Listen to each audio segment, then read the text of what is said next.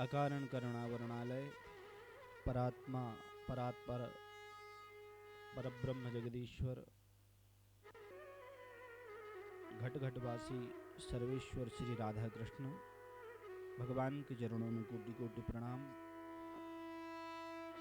जगदम्बा महारानी के चरणों में कोटि कोटि प्रणाम। सभी देवी देवताओं के चरणों में कोटि कोटि प्रणाम। सभी वैष्णव भक्तों को सबको प्रेम भरा राधे राधे। कल की कथा में कार्तिक महात्म्य वर्णन और कल की कथा में हमने भगवान की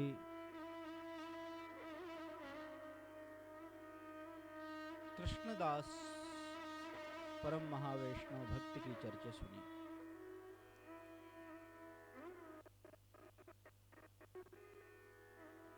कृष्णदास कैसे नित्य भगवान की रोज माला की सेवा करते और एक दिन भगवान स्वयं आकर के उनके गले उनके हाथ से माला पहन दे। महा पुण्यवान पावनवान श्री तुलसा महारानी की पावन चरित्र को हमने सुना।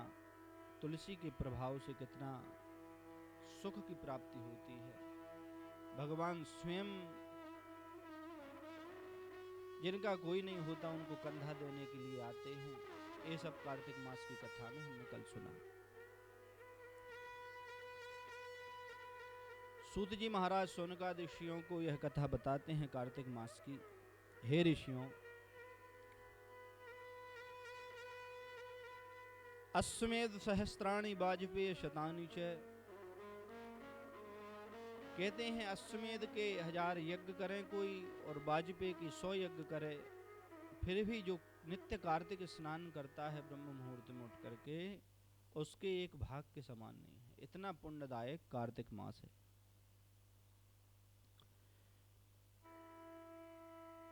कार्तिक मास में किया हुआ दीपदान, कार्तिक मास में किया हुआ अन्नदान, कार्तिक मास में किया हुआ तिलदान, कार्तिक मास में भगवान के सम्मुख जलाया हुआ दीपक, कार्तिक मास में सुनी हुई भगवान की दिव्य कथा और कार्तिक मास में किया हुआ भगवान के मंदिर में जाकर कार्य, वो उसका पुण्य अक्षय होता है। अक्षय का मतलब यह है जो कभी नष्ट होने वाला नहीं होता है, उसको कहते हैं अक्षय। जिसका पुण्य कभी नष्ट नहीं होता। और तो जैसे पुण्य के कार्य किए हमने, तो कहते हैं कभी हमसे पाप बन जाए तो वो पुण्य के कारण नष्ट हो जाते हैं। कभी कभी हमने कोई पुण्य के कार्य किए हैं तो हमसे धोखे से यदि कोई पाप बन गए तो वो नष्ट हो जाते हैं। लेकिन कभी कभी ऐसे शुभ अवसर आते हैं जिन पे किए हुए पुण्य के कार्य जो है नष्ट नहीं होते। उदाहरण के लिए देखी जाए, अब कई लोग कहें कि महाराज हम कथा सुनते हैं तो उसका हजारों गुना फल है, तो ये फल कहाँ जाता है? तो उसका मतलब यह है हम हजारों पुण्य के कार्य कर रहे हैं पर हमसे हजारों पाप के कार्य भी हो रहे हैं। मनुष्य ऐसा है ही नहीं जिससे पाप होते नहीं है।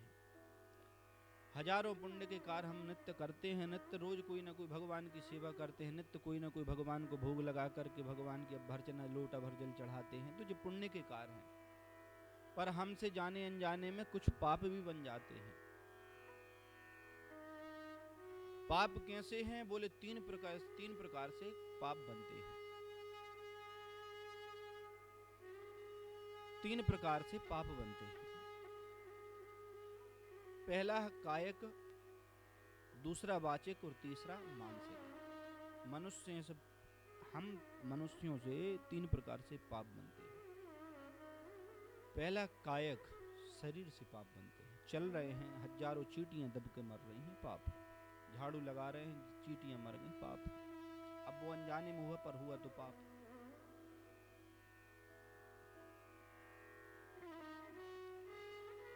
कायक, काया से पाप बनते हैं। दूसरे वाचिक, दूसरा पाप बनता है हम लोगों से वाचिक, वाणी से।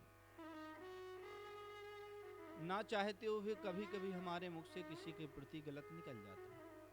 हम किसी की निंदा नहीं करते, किसी के विषय में बुरा नहीं सोचते, फिर भी कभी कभी दूसरे व्यक्ति का संपर्क सत्सर्ग ऐसा हो जाता है कि उसकी बातों में आकर के हम दूसरे के प्रति गलत बोल देते हैं। हो ही जाता है। हम नहीं चाहते, हम किसी को नहीं बोलते, पर बातों बातों में कोई सामने दो बातें कर रहे तो अपन खड़े खड़े सुन रहे, अनायास ही अपने मुख से निकल जाता है। ये हो जाता है वाणी का पाप। और वैष्णव वृंदों का पाप जो है, किसी संत महापुरुष, भगवान के सेव्य, भगवान के सेवा करने वाले, इनके प्रति यदि अपराध हमसे बन जाता है तो ये वाचिक अपराध कहलाता है। निंदा करना वाचिक अपराध है। और तीसरा है मानसिक।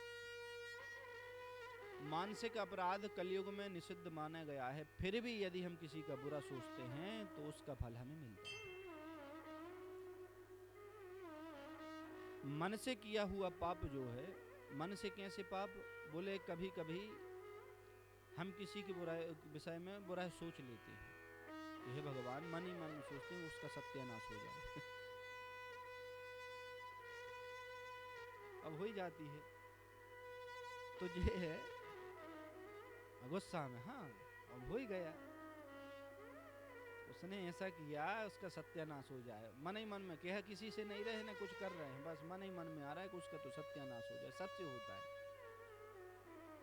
तो ये जो है ये पाप मानसिक है। तो इसमें जो है हमारे यहाँ कहा गया है, मन का किया हुआ पाप जो है उसका जो है दोष नहीं लगता, मन से किया हुआ पाप का दोष नहीं लगता। फिर तो मानसिक पाप कैसे कहा? फिर तो बोले दुष्ट लोगों के विषय में सोच लो तो उसमें पाप नहीं, पर कभी कभी यदि मन में हमें अच्छे महापुरुषों के विषय में भी गलत बुद्धि आ जावे, गलत विचार आकर के उनके प्रति द्वेष भाव आ जावे, संत वैष्णव ब्राह्मण गौ से भी संत ऐसे महापुरुषों के विषय में यदि हम गलत सोच लें तो कहते हैं सोचने मात्र से पाप लग जाता है।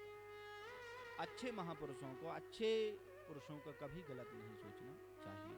जो भगवान की सेवा करते हैं, जो भगवान की, विष्णु भगवान के भक्त हैं, ऐसे भक्त का अपराध मन से भी नहीं करना चाहिए।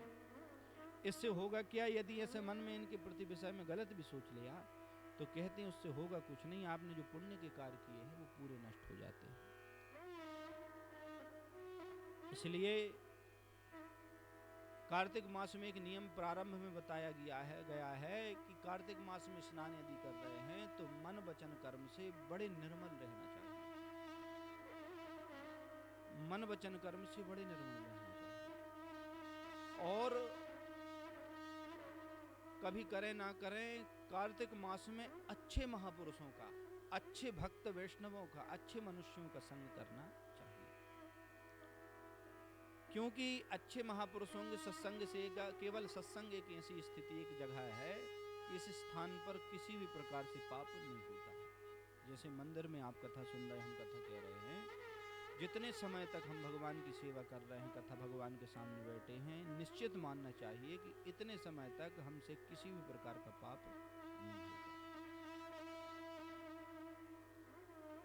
यहाँ ध्यान से भगवान की कथा सुनते हैं, भगवान का चिंतन करते हैं और भगवान की आरती आदि सेवा करते हैं। यहाँ तीनों प्रकार के पुण्य के कार्य हो रहे हैं। 3 प्रकार के पुण्य के कार्य कथा में कैसे होते हैं? 3 प्रकार के पाप हैं तो तीनों प्रकार के पुण्य भी हैं। एक होता है पुण्य कर्म से, एक होता है पुण्य वाणी से और एक होता है पुण्य मन से।